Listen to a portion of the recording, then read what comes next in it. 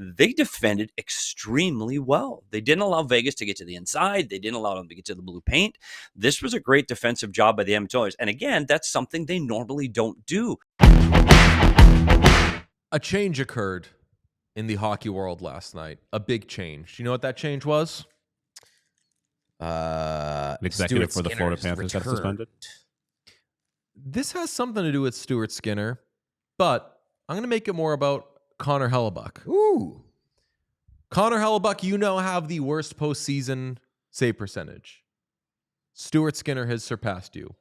That man is moving on up, and oh my God, Connor Hellebuck, that stinks for you. But we spent a lot. Are you talking active goalies or all goalies? This postseason, all goalies Yikes. who have played like more than 15 seconds, Connor Hellebuck has the worst save percentage. Not great. And Skinner was there, and you understood why he was there, because usually when the team shot the puck, not usually, let's be fair, but very frequently when a team shot the puck against him, it went in. And we talked yesterday about, can the Oilers win with Stuart Skinner? And I was just hoping, I was just praying he could look something like what he looked like last year. And I told you all about how he struggled the beginning of the postseason last year, got sat down, came back, and then was off to the races. Was great down the stretch and nearly won the Stanley Cup. I said, just give me 2/3 of what we saw down the stretch last year.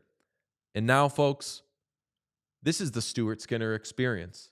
Did you bet the over on Golden Knights goals again yesterday? I did not. That's no one puck. Yeah. I did not really touch anything. Didn't touch anything. I thought the Leon Draisaitl was going to go off because I saw that he was basically put on a fourth line, and I was confused by that. And I was like, okay, whatever. Hockey's weird. But big takeaway as the Oilers take a 3-1 series lead on the Golden Knights in a series that really could be 2-2. Now it's 3-1. I mean, and they do it with a Stu Skinner shutout. It could also be 4-0. This series could be over. No, I thought everything that happened at the end of Game 3 was and that was just normal hockey, and that's just going to happen from time to time. I mean, this was the perfect example of how quickly things can change in the postseason, because yesterday afternoon felt like we had the energy of like, the Oilers might be fucking dead here. They might be toast.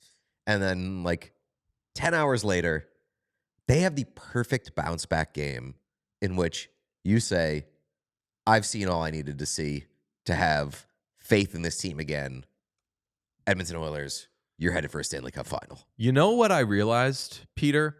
And I'm going to try to be as Merrick-esque as I can be here, and I'll do a bad job. But we often ask the question, what do the Oilers need goaltending-wise? What kind of goaltending do they need? Do they need 900 goaltending? Do they need 890 goaltending? Do they need good?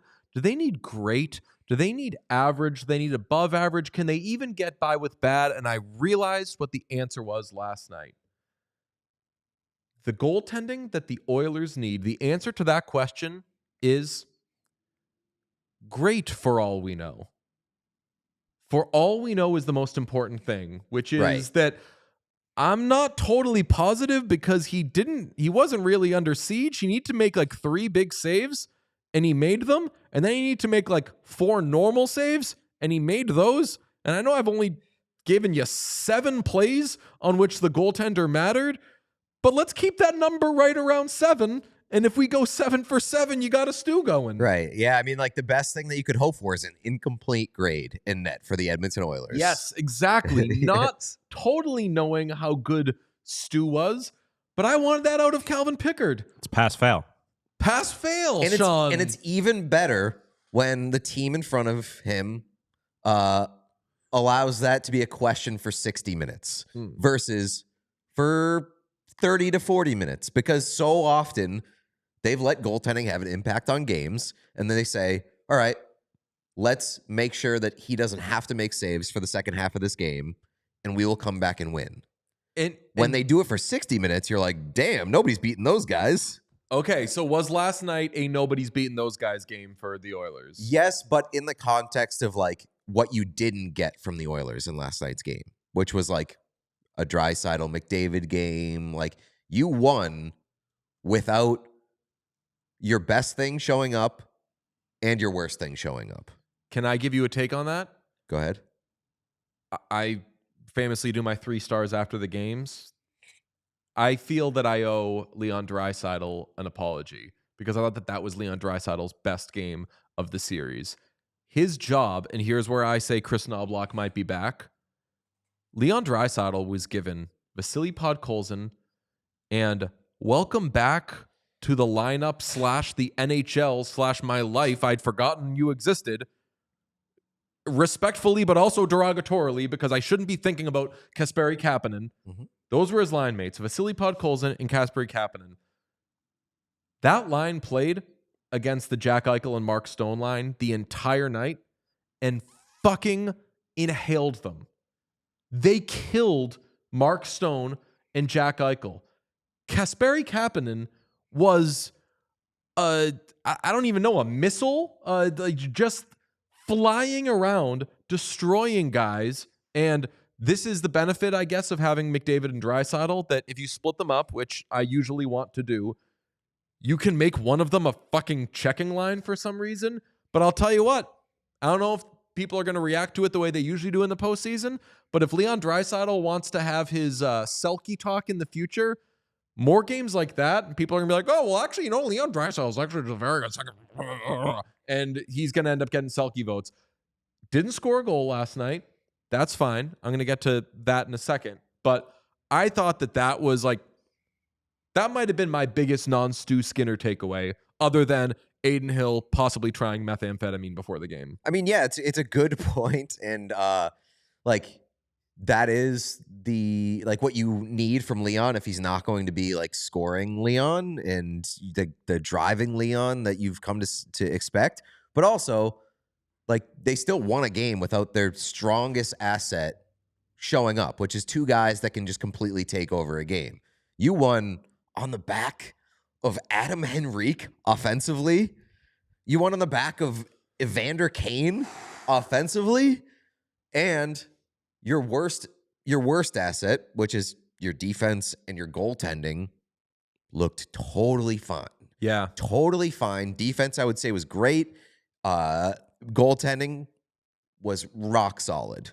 And that's all you need. Can I trouble you for a minute on Evander Kane? I just want your thoughts on Evander Kane, because mine were definitely, I'm not expecting much, and I'm worried that at some point they're going to think, oh, it's okay, Evander Kane will solve all this, and he won't. Yeah, I mean, that was kind of the energy that I had heading into the playoffs with both him and Trent Frederick, where it was you don't know what these guys are.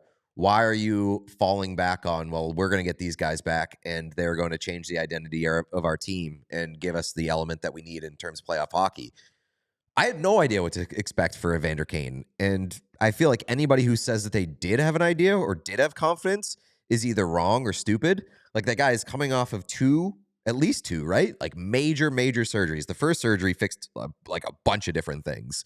Second surgery was a knee surgery. You hadn't seen him in a year. It's playoff hockey. You're talking about Chris Knoblauch, who all season long was just constantly throwing his lines in a blender. And so, whether Evander Kane hit with a couple of guys, he probably wouldn't be playing with those guys the next night anyway. So not knowing what to expect from him, I think, was completely fair. But he has been great in both of these series so far. Okay, I'm going to do a little trivia for you. Most teams this postseason, most of the playoff teams remaining, of which there are 8, have either 4 or 5 players who have scored 3 goals this postseason. Okay, got it? So you take the average team, it's got 4 guys who have scored 3, or it's got 5 guys who have scored 3.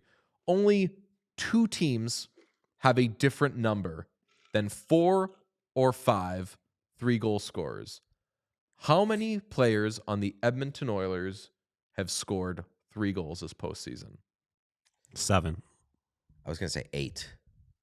You would both be underestimating. The answer is Julianne Morevoice. 9.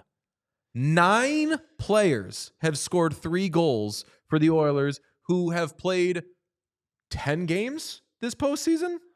That is a crazy stat. Corey Perry has 5. Leon Draisaitl has 5. Evander Kane has 4. Connor Brown, of course, has 4. What's that? Goat. Evan Bouchard has 4.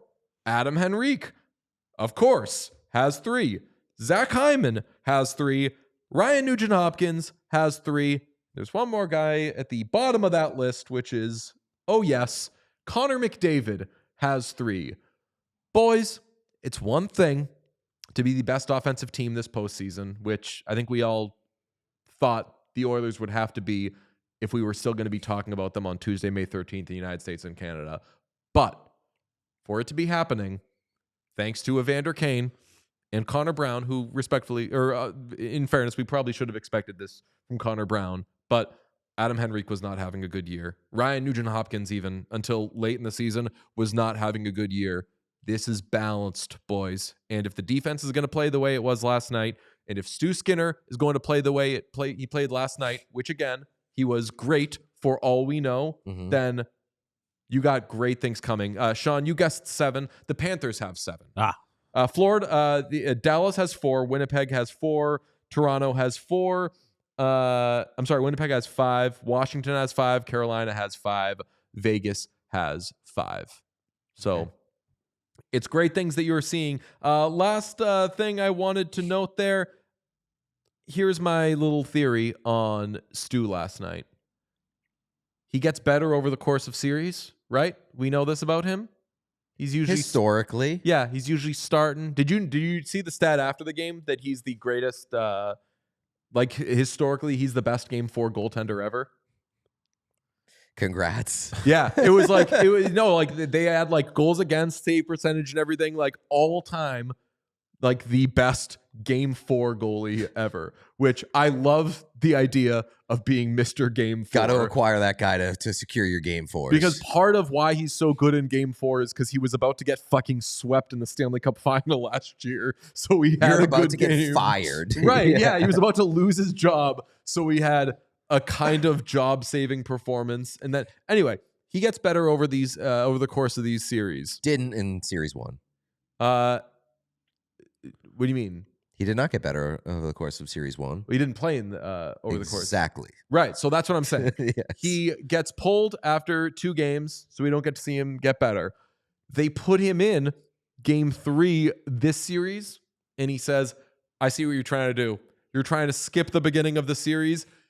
Game 3 is still kind of halfway through the series, so I'm going to get all the shit out. I'm going to retroactively kind of... I got to make up for lost time. Make up for lost time, load all the bad shit into there. So he has an 833 save percentage in that game. Then turn the page to game 4. How about a clean 1,000? But last year before being shut down, 877 save percentage in 8 games. After returning, 914 in 15 games. This year before being shut down, 810 in 2 games. After returning, granted, small sample size, 915 in 2 games. Proof is in the pudding. Stu Skinner is back. Championship. Let's bring on Steve Peters from inside the coach's room, the longtime video coach of the Arizona Coyotes, and really just the media darling of the 2025 NHL postseason. How are you, my friend? Yeah, I'm doing really well, and I'm enjoying the show. As always, I kind of forgot I was coming on to talk. So you guys distracted me with all the excitement and chaos, and I'm glad to be here. Thanks. Okay. I call him Stevie Slutstrands. Yeah, you do have Slutstrands going. Do you know this? I know.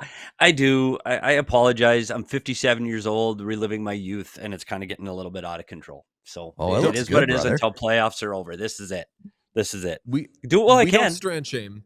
No, they look very good. Okay. You said last time you were on, I believe, that at some point Calvin Pickard needed to leave the crease, Stu Skinner needed to take over, and that is how the Oilers would win this series. The work has been shown in maybe a kind of hectic way, but you've gotten the right answer so far. How do you feel after seeing it be injury that forces Stu Skinner to come in and what he has been in these 2 games? Honestly, and this is going to sound terrible to Pickard fans, this is exactly what the Edmonton Oilers needed. And you couldn't replace Pickard, and I know it sounds terrible, but you couldn't replace Pickard while he's still winning. You can't. You're unable to replace him. And I said this before, Skinner's got the swagger. Skinner's been there. He's played in this Cup Finals. If you are going to get there, you can't get there on a guy that's perennially under 900 in a save percentage. I know Pickard was the darling. I know guys love him. He is a fantastic teammate. And he was here in Arizona. He is a wonderful human being. He is great. And I hate to say anything negative about him, but if you're going to get there, and I mean get there, to the Stanley Cup Finals and have an opportunity to win the Stanley Cup Finals, it's got to be under a big monster like Stuart Skinner. And I don't think you're going to replace him otherwise without the injury. And Skinner was great. And you brought up the numbers, and I know he didn't have a lot of work last night, but you can say that first period where he ends up making 3 pretty big saves, the Barbashev one in the first 5 minutes, that can change the complexion of this game. And all you've ever asked from Stu Skinner as an Edmonton Oiler fan is stop the shots you're supposed to shot. That's it. Stop the ones you're supposed to save, and you're going to be okay. Just be good. And I think the Oilers are scoring at a horrific rate right now. Like, they're 4 goals a game. Like, you just need Stu Skinner to be okay. And guess why? He was better than okay. I think this is a fantastic sign for the Edmonton Oilers going forward in this playoffs. Do you think that this series is secure, we'll say? I mean, you never know. Like, the one thing about the Vegas Golden Knights, I don't think they have looked like the Vegas Golden Knights yet that you saw in the regular season. I think this team has struggled to generate offense. I don't think they've had the ability to get stops on the forecheck. I don't think they've had the power play looks. This is a team that was top 3 in the power play in the National Hockey League this year, and mostly because of Eichel. Eichel's struggling. I mean, he's got no goals in this series, and he has got to be the guy that drives this offense. I don't think you've seen the best of the Vegas Golden Knights yet. But yeah, I do think this is too late for them. I think Edmonton, you can't punch their ticket yet because you never know. But they're looking like the much better team in the series. And I say this coming into game 1, again, I always look at paper and video. That's what I do. And I said coming into game 1, I thought Vegas looked like they were going to be the better team coming into this. I don't think Edmonton looked like they're looking now. This Edmonton Oilers team right now isn't the McDavid Draisaitl team anymore. And by saying that, I mean, they're still great players and doing great things, but it's not just them. And this team is deeper than they've ever been. They're more physical than they've ever been. They're getting under the skin of their opponents more than they normally do. They're doing very un-Edmonton Oiler-like things. And I think that's a good sign as you're trying to limit this down from 8 teams down to 4. I also think, like, tell me if you think I'm right here. I feel like we haven't seen the Oilers at their best yet. Like, they've got here in a very, very rocky fashion with a lot of instability, and things have constantly been twisting and turning. I don't think they've looked their best to this point. Yeah, for sure. And go to last night's game is a perfect example. Edmonton Oilers beat Vegas 3-0 and shut them out. And it wasn't because of their high tempo speed game between the blue lines. They were advancing puck through zones, and they were flying and getting these rush chances off of Aiden Hill on odd man rushes. That's not how they won. This team defended better. The shots are 15-5 in the first period. They held the Vegas Golden Knights to 5 shots in a first period where Vegas needs to win. That's impressive. And they defended better as a group of 5 than this Edmonton Oilers team has done in an incredibly long time, where you felt like, oh my gosh, like they are not allowing Vegas to get to the blue paint. They're defending through the blue lines. They didn't give Vegas rush opportunities. Like, this defensive style of the Edmonton Oilers is what won the game. It wasn't the back of the speedy McDavid and Draisaitl blowing it by the goaltender. It wasn't the way they normally win. They won some way differently. And again, if a team can win, I think you need to defend to win. I do. And Edmonton's usually we can win 5-4, 6-5, 6-4, and we'll be fine. This is a game they went 3-0, and not just because their goaltender was elite and they stole it because of the goaltender being outstanding. They defended extremely well. They didn't allow Vegas to get to the inside. They didn't allow them to get to the blue paint. This was a great defensive job by the Edmonton Oilers. And again, that's something they normally don't do. So it checks a box that should push them through to the next round. How did you feel when you saw that they were taking Arvidsson out and it's Kapanen going in instead of Jeff Skinner? I understood on the back end putting Stetcher in for Emberson because they were talking about wanting to be faster, and I love Emberson, but he's just the slowest guy in the world. It's adorable. I hated the idea of taking someone out and not putting Jeff Skinner in, but the impact it had was immense. Yeah, you talk about, and I've always said this about coaching, it's the decisions you make in playoffs that make you a better coach. It's games 1 through 82, you're a cheerleader, and you rely on injuries in 3 games and 4 nights, and so many things play into it. But when game 83 starts, that's when you become a coach. And these player decisions worked out phenomenally. I guess you never know until you do it. I really like Troy Stetcher. I think he's a guy that can use his feet to evade. He's not a big guy, but he can use his feet to get out of trouble, and he moves the puck quickly, and it helps them get out of their zone. I think that was a good move. But up front, and not just the addition of Kapanen, who I thought brought something to the game that none of us expected, clearly. But I think the separation of the lines and what he did at the morning skate and kind of playing a little bit of possum on, hey, what are we really going to do here? I think that's a little bit of gamesmanship. And I think that Vegas is going, yeah, they're not doing anything. They're not doing that. They're not doing that for real. But they did. And it wasn't just splitting up McDavid and Draisaitl, which I think they need to do as much as they can during the playoffs. I think you can stack those guys up when you need to in the third period, but I don't think you can do it consistently for a 60-minute game. But what the bottom six did for this game changed the complexion of the game. That third line with Henrik, Kane, and Brown were phenomenal, and not just because they scored, but because they did the little things right. They spent more time in the offensive zone. They were more physical. They were tougher along the wall. And if you don't think they got under the skin of goaltender Adin Hill, buddy, I don't know if I've ever seen Hill act like that.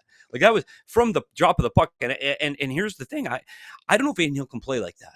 I don't know if that boosts him up to, hey, and some goalies do play better when they're pushed and they're backed against the wall and they're playing a little bit with that edge. Some goalies can play that way. I don't think Adin Hill's that guy. I think he's better when he's calmer and staying inside the blue paint and keeping everything within him. And I don't think that was his best performance. I mean, he had some big saves. He did. But I think what the Edmonton Oilers do by splitting up this line is now you've got a 4-line attack and legit 4-line attack that plays a little bit different styles, more than what you're accustomed to with seeing with Edmonton. It's a 1-line team. We're throwing out 29 and 97 and we're going to beat you 5-4. They didn't. They split everybody up. They defended well in the bottom six, but they also generated offense from the bottom six. This, again, I keep saying this, the Oilers fans should be excited. This is a deep team that's not relying on two players that's getting scoring for secondary scoring, and they're the bigger agitator and the more physical team right now against the Vegas Golden Knights. And I didn't expect to see that. Yeah, I mean, the Adin Hill thing was kind of wild to me. He seems like the guy who kind of laughs and chuckles in between whistles.